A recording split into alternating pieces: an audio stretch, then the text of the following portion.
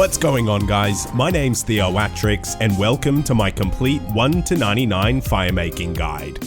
In 2024, Jagex updated the Wintertodt. Inside, taking damage was replaced with warmth, where you now have a warmth meter. Your hit points level no longer affects how much damage you take, and any item that would normally affect your hit points now affects warmth.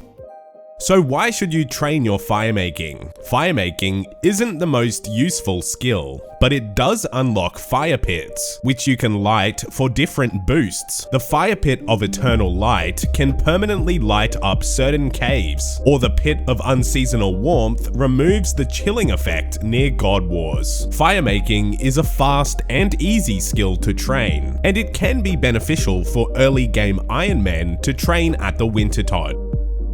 There are essentially 3 different pathways to 99 firemaking. You can light logs normally to reach 99 in about 30 hours and at a cost of 28 mil. You can burn logs on a bonfire or campfire for AFK experience, although it is more expensive and slower XP per hour. Or you can train at the Wintertodt, which takes roughly 40 hours to reach 99 and is also profitable. So for those going for the fastest 99 should light the best logs available.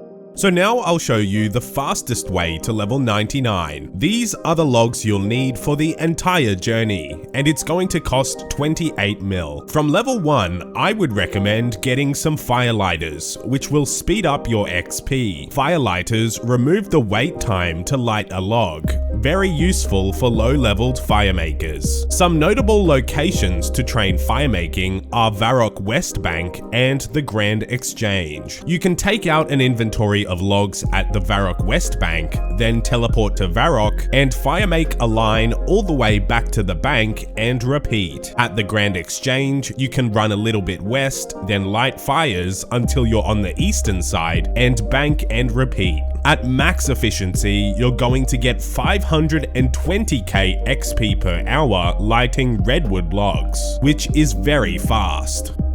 For the next 48 hours, you can save 10% off anything from my merch store by using the code FIRE. There's a number of designs, so if you want something, click the link in the description to browse theoatrix.shop today.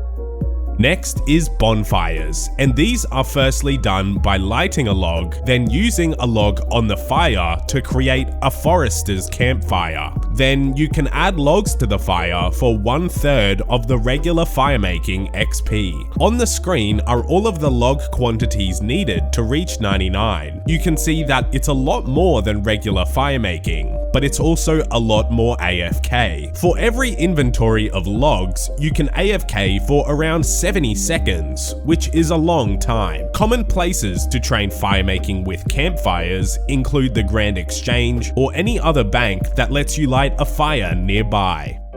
Next, I'm going to show you how to partake in the Wintertodt. In short summary, the Wintertodt is a firemaking skill boss, which requires 50 firemaking. That is the only requirement, but you do also get fletching, construction, and herblore XP. To get herblore XP, you need to have completed Druidic Ritual, and to get construction XP, you need your own player-owned house. The Wintertodt provides some fast firemaking XP rates, where at level 50, you can expect 160k per hour, scaling up to 320 at 99. It's not as fast as burning logs manually, but it's a lot faster than bonfires. And you also get loot from the Wintertodt, making it the only profitable firemaking method in the game. The fastest way there is with a Games Necklace teleport, which requires you to have entered Kurend at least once. Alternatively, the CIS Fairy Ring or Arceus Library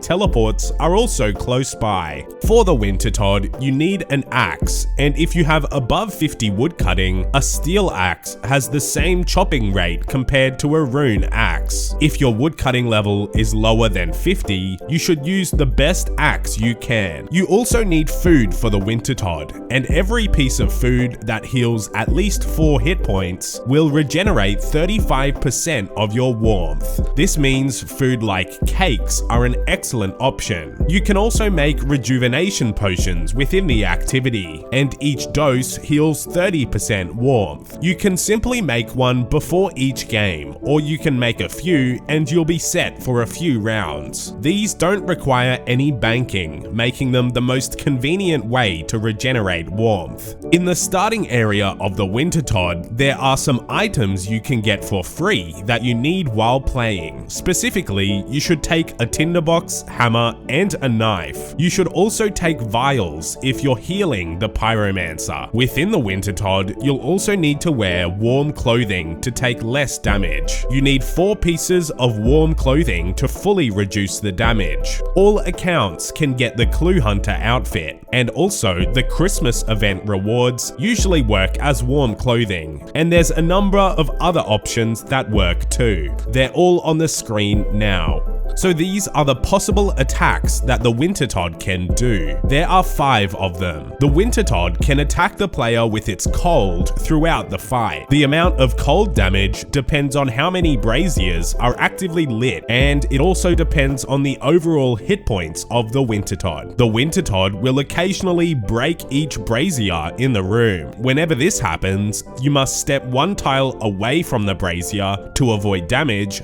and then you repair it after it's broken. The Wintertodt also throws down snow in a 3x3 area, so you need to react to this and step out of the way before it lands, otherwise you take big cold damage. The Wintertodt occasionally douses the fire in the braziers, so you need to click the brazier to relight it. And finally, the Wintertodt occasionally damages the Pyromancer, and once the Pyromancer is at 0 health, players need to heal them in order to relight the brazier. So the idea of the Wintertodt is you chop Bruma logs, then optionally fletch the logs, then you add them to the braziers and repeat. When fletching, it's a good idea to stand near the brazier so you can repair it and relight it. This is a great way to get a few extra points and XP. There are certain tiles within the activity that you can't get damaged by the snowfall attack. These tiles are safe since the 3x3 attack can't reach you. For a more in-depth Wintertodt guide, check out my video linked in the description below. Anyways, that's my complete 1 to 99 firemaking guide. If you enjoyed this video, be sure to leave a like and subscribe to my 3rd channel for extra old school content. Be sure to check out theowatrix.shop and use the code FIRE to get 10% off your order. Thanks for watching.